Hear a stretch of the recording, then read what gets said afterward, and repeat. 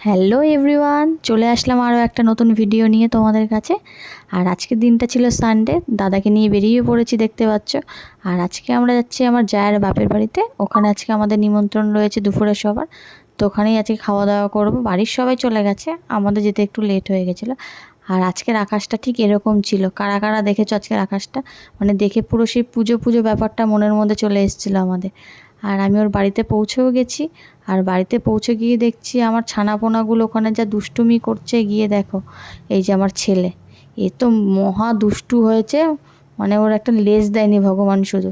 আর এই যে আমার মেয়ে, এ খুব শান্তশিষ্ট মেয়ে আমার। এর হাসি দেখেছো? হাসিটাই দুষ্টু দুষ্টু হাসি।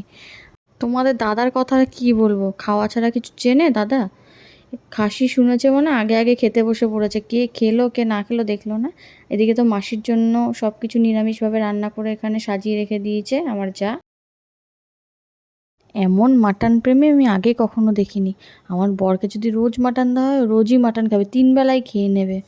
আর এদিকে তো আমার মেয়ে বলছে, মা আমার একটু ভিডিও করে দাও। তাই ওরও একটু ছোট্ট করে ভিডিও করে নিলাম। ও দই খেতে কিন্তু ভীষণ ভালোবাসে। আর এদিকে আমিও বসে পড়লাম খেতে। আর এই যে 1, 2, 3 আর 4, এই 4 বাটি মাটন কিন্তু আমি একা খেয়েছি আজকে। সবার খাওয়া দাওয়া শেষে শাশুড়ি মা তার 2 বৌমাকে নিয়ে খেতে বসে পড়েছে। আর এই যে আমার যা। আর নিয়ে নিলাম মাটনের পাতলা ঝোল। আর আমি ভিডিও করব কি, এত দারুণ হয়েছিল মাটনটা খেতে। মানে আমি খেতে ব্যস্ত ছিলাম। আর 4 বাটি মাটন নিয়েছি, তোমাদের তো দেখালাম। 4 বাটি খেতে তো টাইম লাগবে না কি?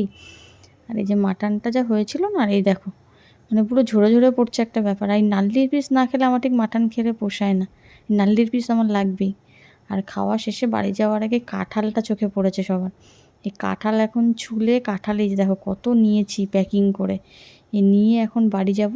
আর এদিকে তো মাসি দেখো কি খাচ্ছে, এগুলো বলছে কি মাতি না জাতি কী সব বললো। এদিকে শাশুড়ি বৌমা কাঁঠাল প্যাকিংয়ে ব্যস্ত।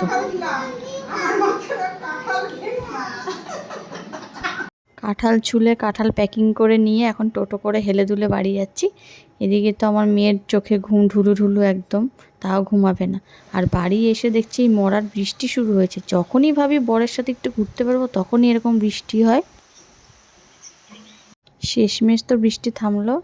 আর বরকে নিয়ে বেরিয়েও পড়েছি ঘুরতে। আর ঘুরতে বেরিয়েও কি আমার শান্তি আছে? ঘুরতে বেরিয়েও এই যে রেড সিগন্যালের মুখে দাঁড়িয়ে থাকতে হলো কতক্ষণ। আমার জীবন থেকে রেড সিগন্যাল আর জীবনে যাবে না। আজকে একটা জায়গা দেখাবো তোমাদের।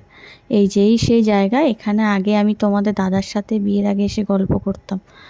আর কতক্ষণ টাইম স্পেন্ড করতাম এখানে। আর আজকে গেছিলাম 1 ঘন্টাও, মনে আমার কাছে অনেকটা বেশি লাগছিল। বহু বছর পর আবার আমরা সেখানে গেলাম। আর গিয়ে কত পুরনো স্মৃতি, কত কথা মনে পড়ে যাচ্ছিল আমার। তো এই ছিল আজকে আমার সানডে। আর যদি ভিডিওটা তোমাদের ভালো লাগে, অবশ্যই কমেন্ট করো অ্যান্ড শেয়ার করো। সবাই ভালো থেকো, টাটা।